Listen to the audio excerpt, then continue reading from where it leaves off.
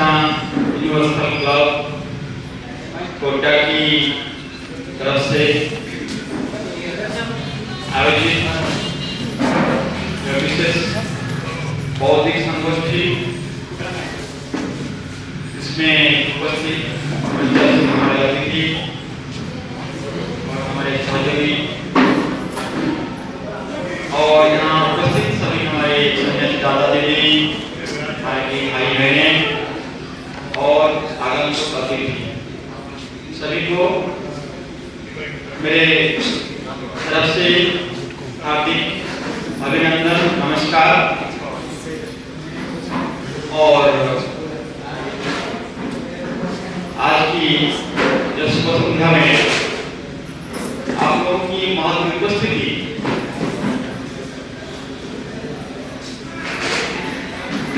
आज जो विषय का प्राथमिकता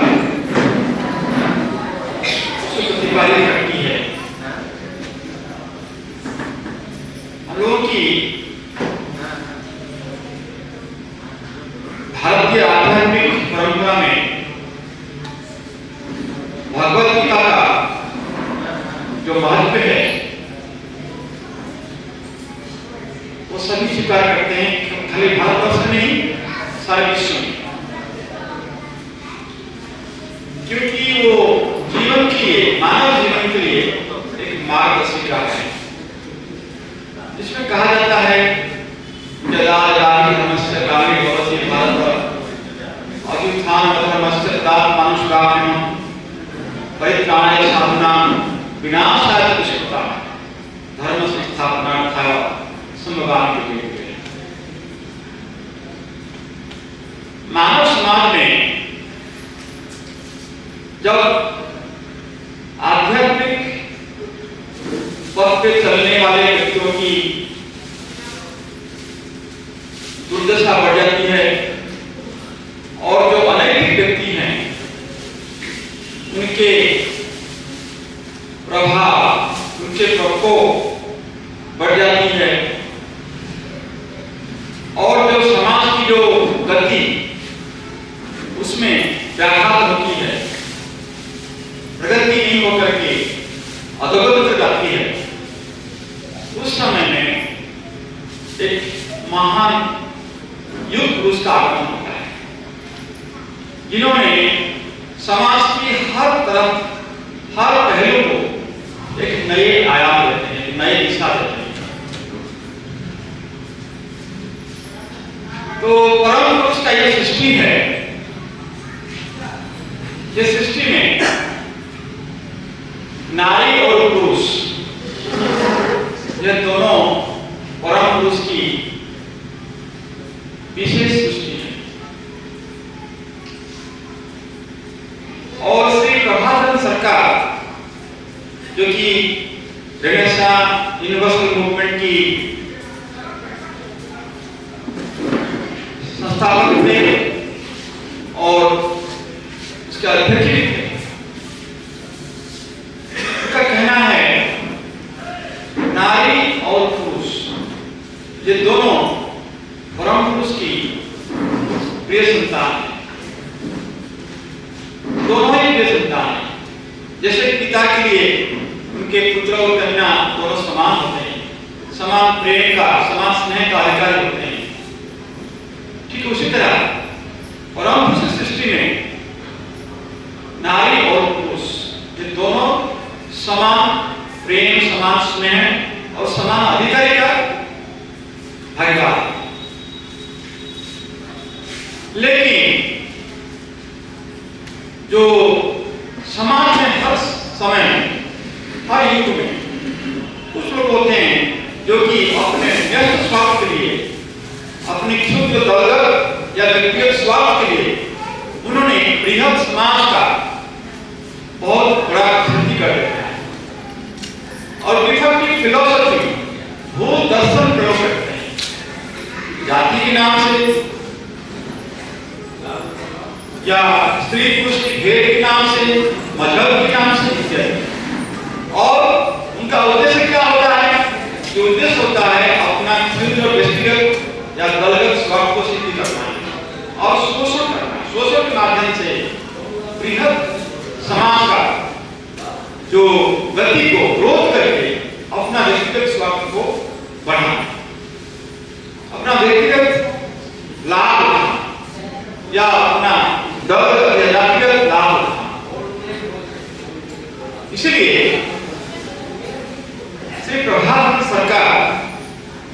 जिनका आध्यात्मिक नाम था श्री श्री आनंदमूर्ति जी, उन्होंने आनंद मार्ग रूपक जो आध्यात्मिक संगठन का स्थापना की,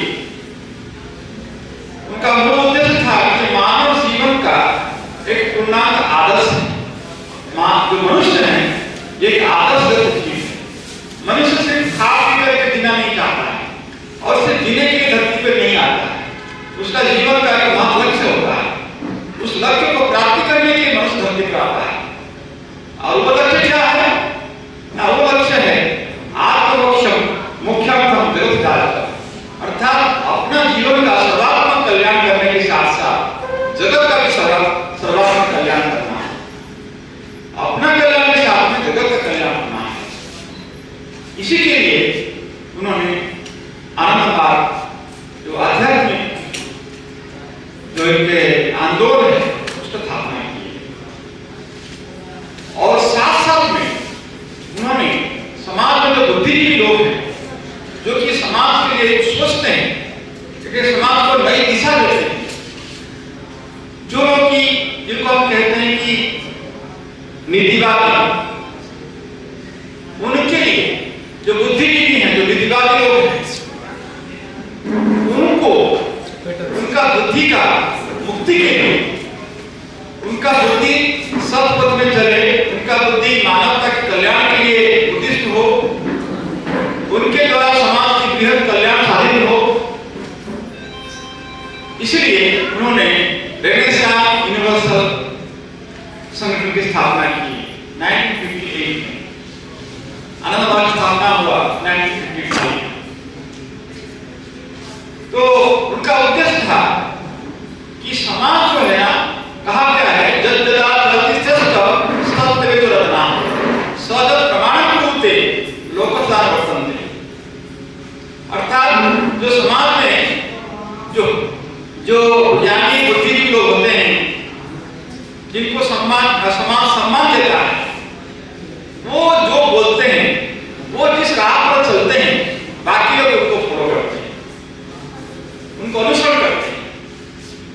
इसीलिए उनका जो आर्य मूवमेंट का मूल उद्देश्य यही है कि जो बुद्धिजीवी लोग हैं समाज में, जो समाज के लिए कुछ सोचते हैं, उनका सोच सही दिशा में होना चाहिए। हमारे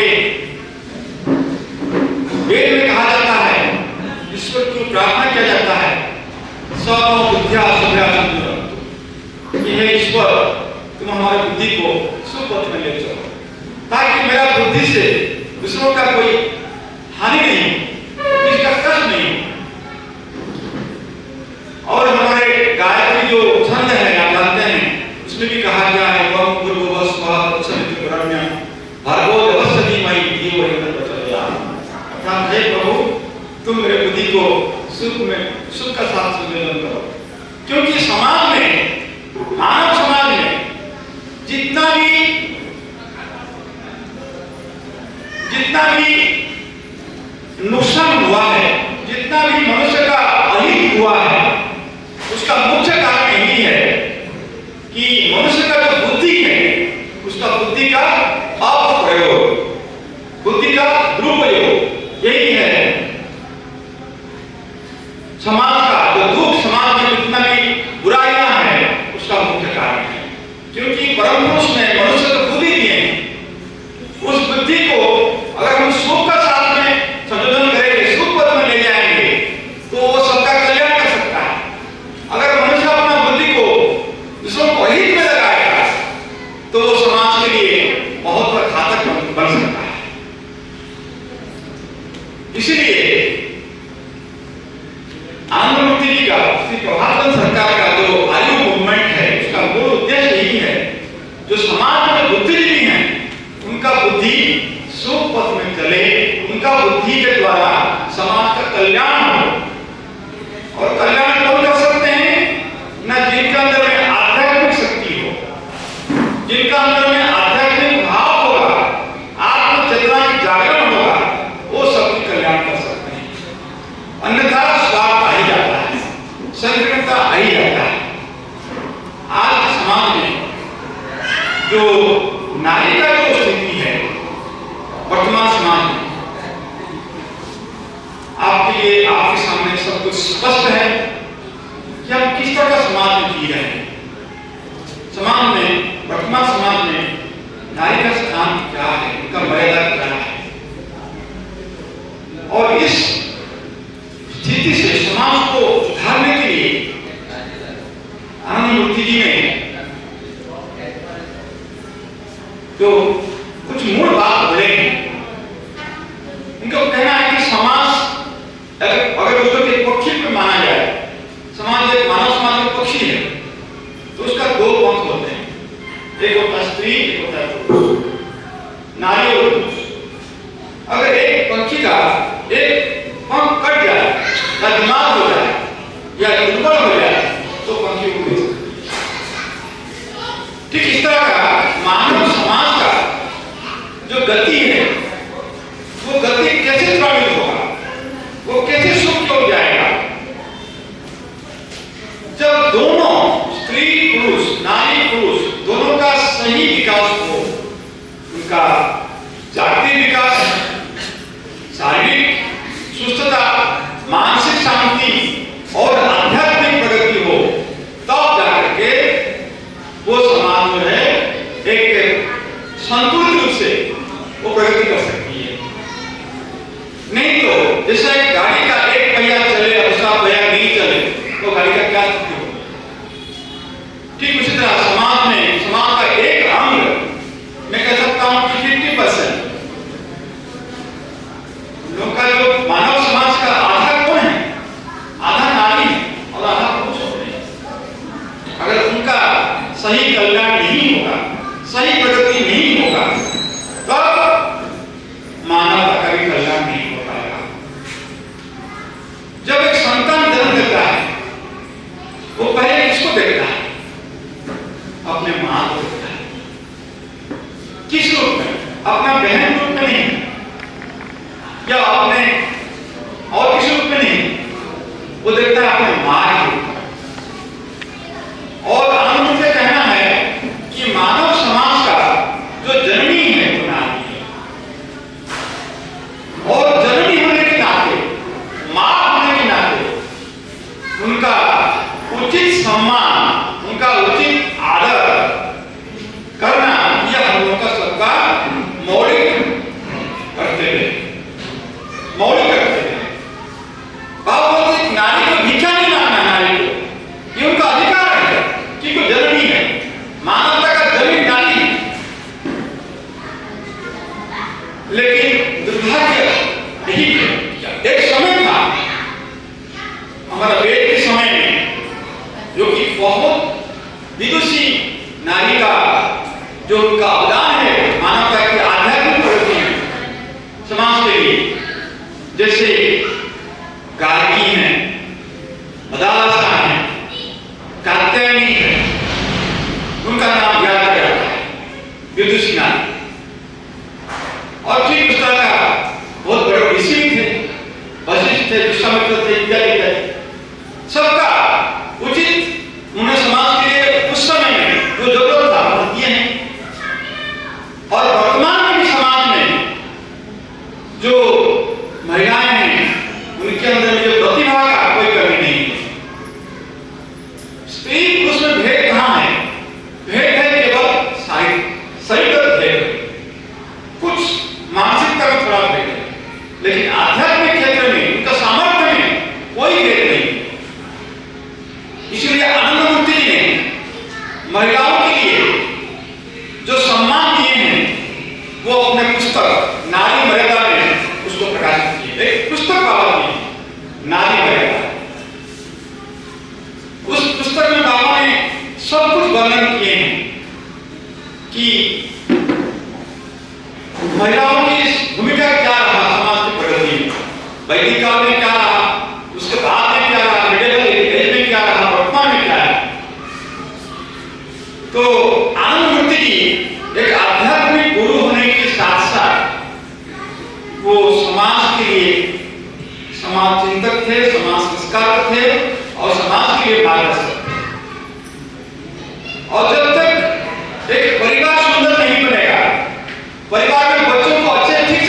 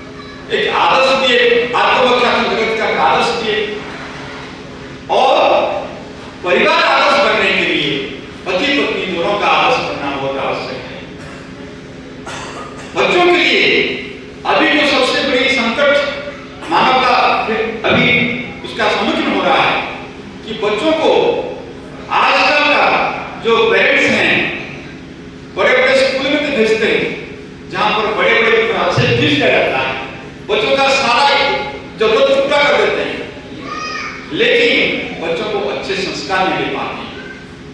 तो संस्कार देने के लिए माता का, पिता का बहुत बड़ा उनका रोल है। अगर आदर्श परिवार नहीं होगा तो आदर्श संस्कार तैयार नहीं हो पाएंगे।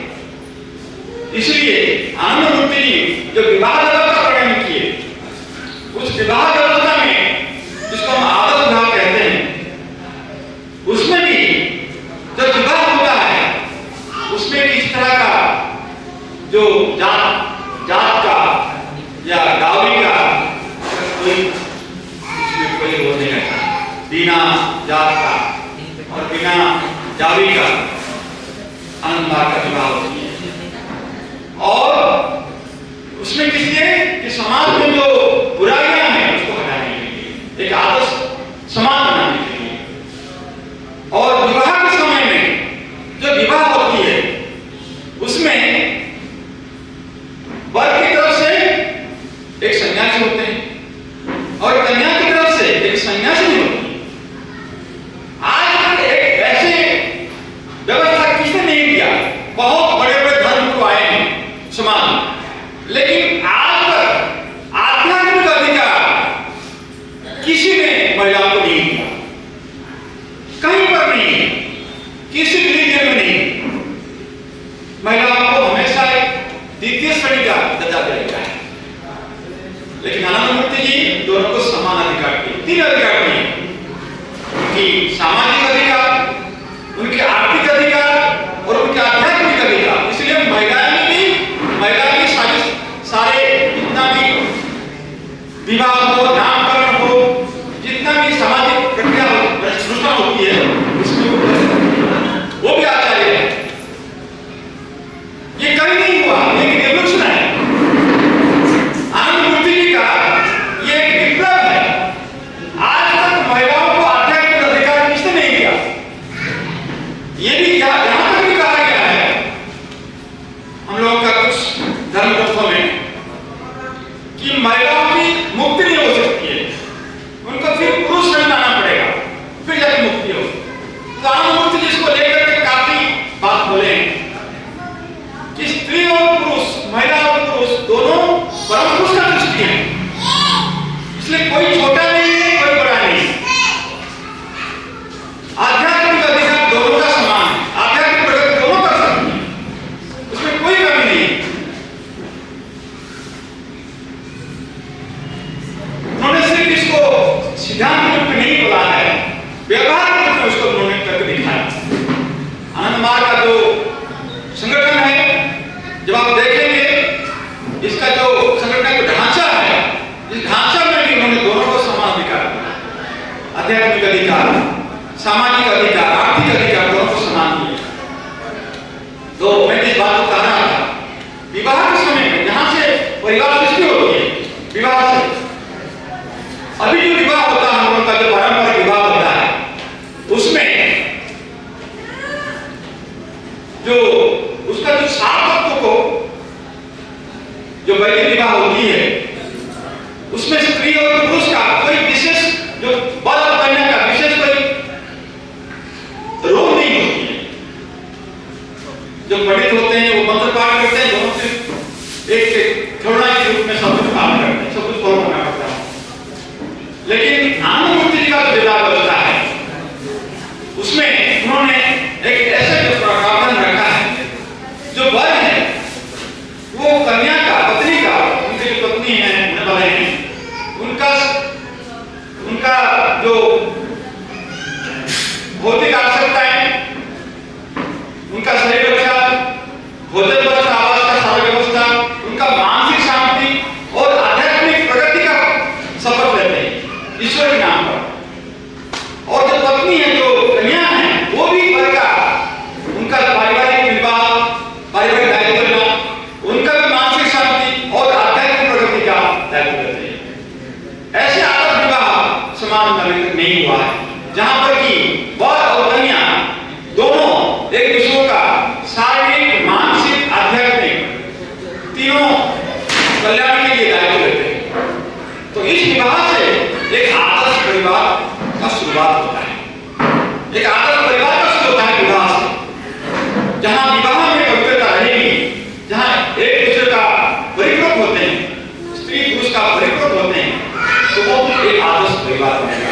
और आदर्श परिवार से आदर्श संतान पैदा होंगे और एक आदर्श समाज बनेगा। इसलिए आनंद मूर्ति जी का जो दर्शन है और उनका जो संगठन है, संगठन में जो व्यवस्था दी है, वो सब कुछ एक आदर्श को ले जाता है, एक बृहद आदर्श को समाज को ले जाता है। तो जो हमारे जननी है उनके प्रति जो हमारा मर्यादा होगा, कैसे होगा कि जब उनका सामाजिक, आर्थिक, आध्यात्मिक अधिकार हमको देंगे। ये देना मतलब कोई इसमें कोई मतलब का कोई अपना बड़प्पन नहीं है, उनका अधिकार है, उनको देना है महिलाओं। इसलिए आनंद मूर्ति जी गणेश युनिवर्सिटी के माध्यम से सारा विश्व में एक क्रांति की बात उन्होंने कही है और उन्होंने आनंद मार्ग के माध्यम से उस क्रांति को साकार रूप भी दिए हैं। और आज जो समाज में सबसे जो बड़ा एक कलंक के रूप में मानव उनका कहना है कि मनुष्य धरती पर आया है करीब 10 लाख साल हुआ और मानव सभ्यता का शुरू हुआ है ऋग्वेद से 15,000 साल हो गया मानव सभ्यता हुआ है। लेकिन अभी तक एक सुंदर मानव समाज नहीं बन पाई जहां पर सभी लोग आनंद से जी सकते हैं। ऐसा समाज नहीं बनता है। कारण क्या है कि समाज के लिए, एक आदर्श समाज के लिए जो तत्व आवश्यकता है वो तत्व अभी तक नहीं था, इसलिए एक आदर्श समाज नहीं बन पाया। कितने ऋषि, कितने तपस्वी धरती पर आए हैं, कितने युग पुरुष, कितने महापुरुष आए हैं, लेकिन आज भी जो एक आदर्श समाज बनना चाहिए था वो नहीं बन पाया। आज वो सबसे शोषित कौन है वर्तमान समाज में भी? सबसे शोषित कौन है? महिला। सबसे शोषित है महिला। हम माँ तो बोलते हैं, पूजा भी करते हैं। क्या पूजा करते हैं? जादेवी सर्वभूतेषु मातृरूपेण संस्थिता नमस्तस्यै नमस्तस्यै नमस्तस्यै नमः। जादेवी सर्वभूतेषु शक्तिरूपेण संस्थिता नमस्तस्यै नमस्तस्यै नमस्तस्यै नमः। पूजा भी करते हैं लेकिन सम्मान नहीं देना नहीं जानते। हाँ, विदेश में गए थे अमेरिका में, वहां पर एक सज्जन मुझे पूछते हैं, बोले कि आप भारत से हैं? हाँ, भारत से हैं। बोले भारत में आप महिलाओं को माँ बोलते हैं? हाँ, बोलते हैं। लेकिन माँ को कैसे सम्मान देना है आपको नहीं जानते। क्योंकि सबसे बड़ा जघन्य घटना होती है, हर 15 मिनट में एक महिला को अत्याचार होता है। हर 15 मिनट में एक महिला पर अत्याचार होता है। वहां पर तो रामायण में तो हम लोग एक घटना याद करते हैं कि रावण ने क्या किए थे, और यहाँ पर कितने घटना होती जा रहा है। हर 15 मिनट में एक घटना होती है, महिलाओं पर अत्याचार हो रहा है। चाहे शिशु के रूप में हो, कन्या भ्रूण हत्या हो, चाहे चाइल्ड अब्यूज हो, डोमेस्टिक वायलेंस हो, या क्या नहीं होता है। नेशनल क्राइम रिकॉर्ड ब्यूरो में आप देखिए, क्या सबके पास मोबाइल है, देखिए क्या स्थिति है। हम लोग का क्राइम बढ़ रहा है कि कम हो रहा है? महिलाओं पर जो क्राइम्स है ये बढ़ रहा है कि घट रहा है? क्या कहना आपको? बढ़ रहा है कि घट रहा है? बढ़ रहा है। कानून तो बहुत है, लेकिन महिलाओं की जो ऊपर जो अत्याचार है, जो अपराध है, वो बढ़ते क्यों जाता है? छोटे जो भ्रूण हत्या से लेकर के फिर जितना बड़े घटनाएं क्यों बढ़ते जा रहा है?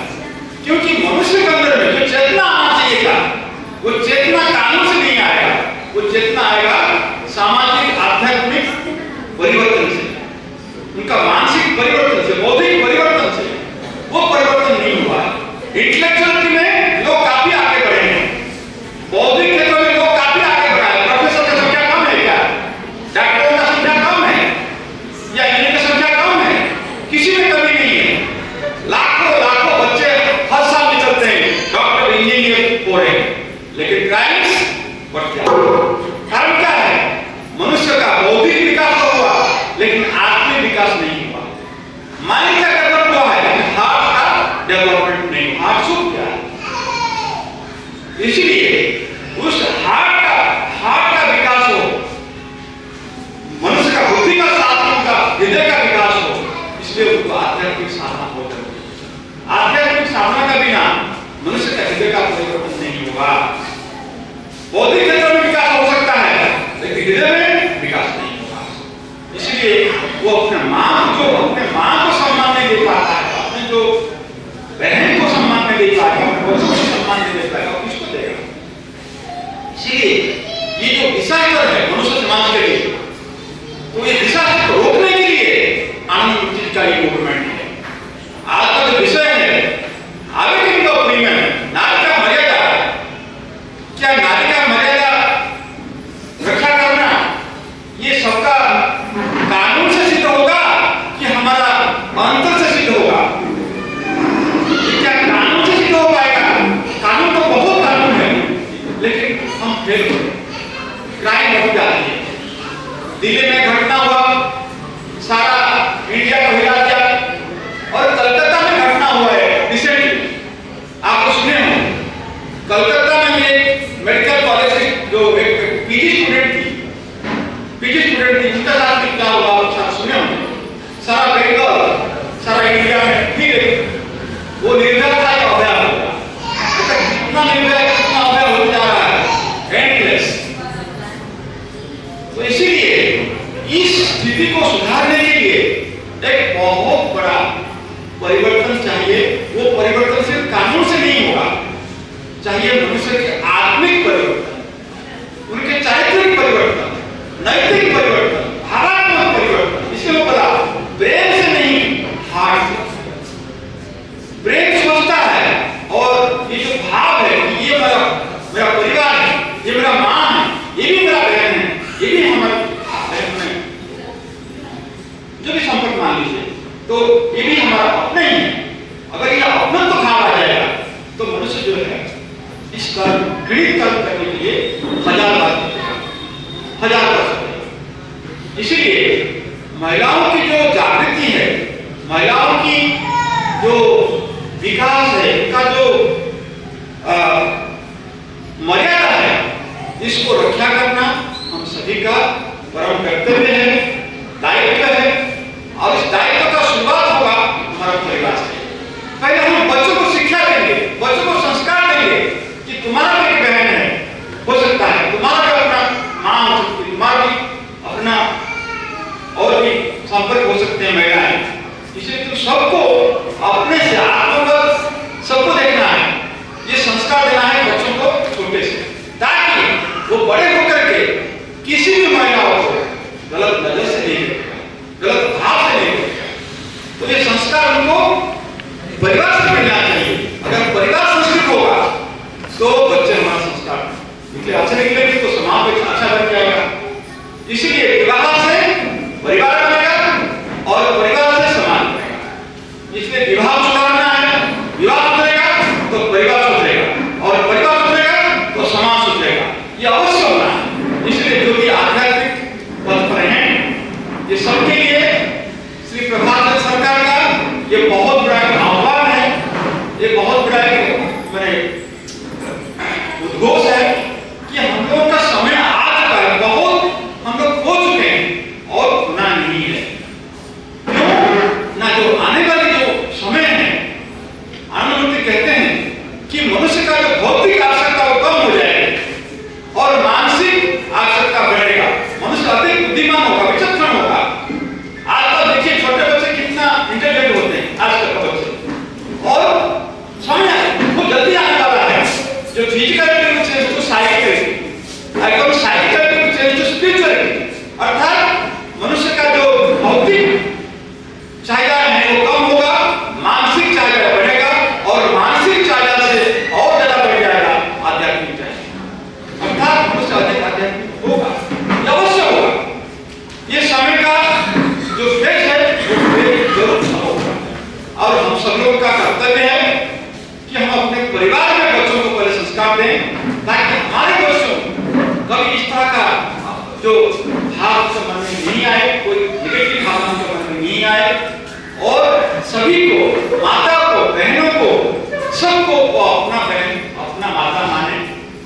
ये भाव तो बच्चों को हम लोग को देना है, और हम आनंद स्कूल में यही भावना बच्चों को देते हैं, क्योंकि उनका कहा जाता है we all are the children of the same parent, we are all the members of the same family। ये भावना को दिया जाता है। संध्या में हम इतना ही कह करके मैं अपना वचन को समाप्त करना चाहता हूँ, क्योंकि जो भविष्य है, भविष्य निर्भर करता है वर्तमान पर, और वर्तमान हम जितने सचेत होंगे, सजग होंगे, हमारा भविष्य उतना सुंदर और समृद्ध रहेगा, और हम लोग सभी लोग एक सुंदर महा विश्व का जो परिकल्पना आनंद जी किए थे, एक महाविश्व होगा, विश्व परिवार होगा, इस विश्व परिवार का स्थापना हम लोग सब लोग मिलकर कर पाएंगे। इसके साथ में अपना वचन